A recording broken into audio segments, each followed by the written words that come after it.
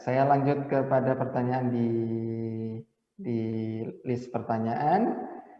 Untuk ini, kalau isolasi mandiri kadang-kadang, bukan kadang-kadang ya, saya juga merasakan cemas gitu. Ini bener aman nggak, sehingga kita apa ya, ya cemas gitu.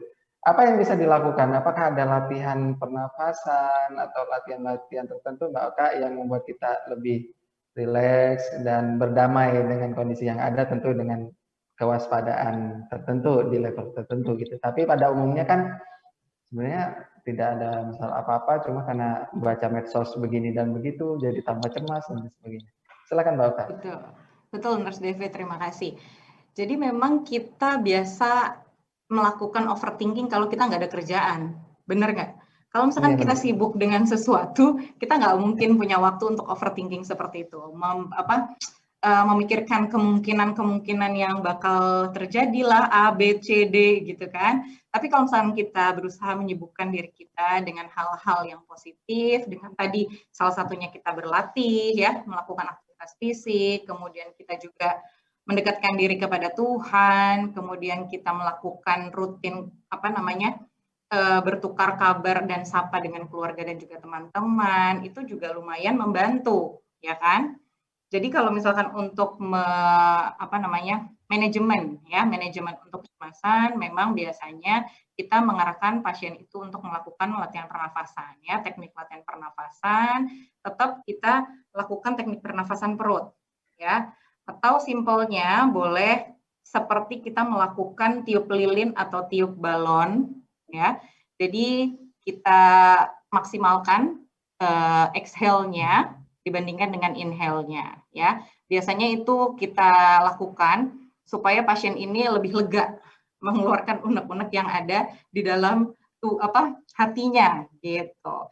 Nah, nanti kalau misalkan kita udah baik secara ritme sudah dapat, baru kita ritmenya sama antara inhale dan juga exhale sama panjangnya. Jadi kita tarik nafas lewat hidung, langsung alirkan ke perut sehingga perut itu bisa ngembung.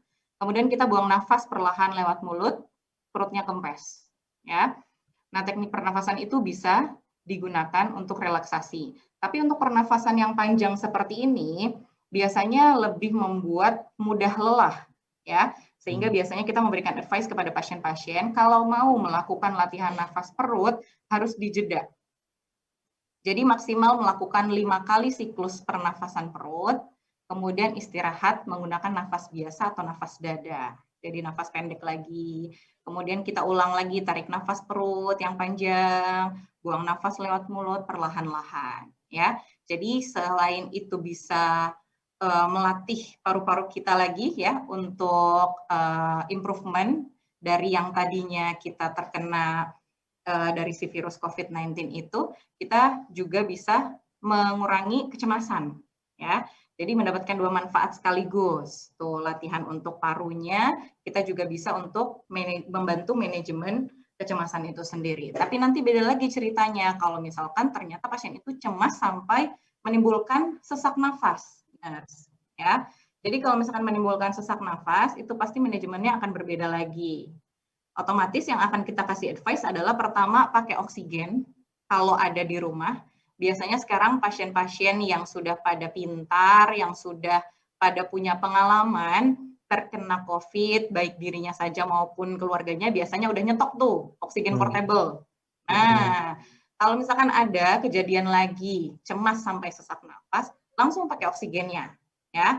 Langsung pakai oksigennya, kemudian monitorlah pakai oximetry. Sekarang kan juga udah banyak ya, kayaknya udah jadi lifestyle gitu. Orang-orang, satu keluarga, satu rumah, pasti mempunyai alat oximetry ya. Jadi tolong dimonitor di sini, dilihat apakah memang benar saturasinya rendah, apakah memang heart rate-nya tinggi, atau RR-nya juga tinggi gitu loh, sehingga tahu apa yang harus dilakukan. Nah, kalau misalkan nggak ada oksigen gimana, nggak ada oximetry gimana gitu kan. Pertolongan pertamanya pasti kita manajemen pernafasan.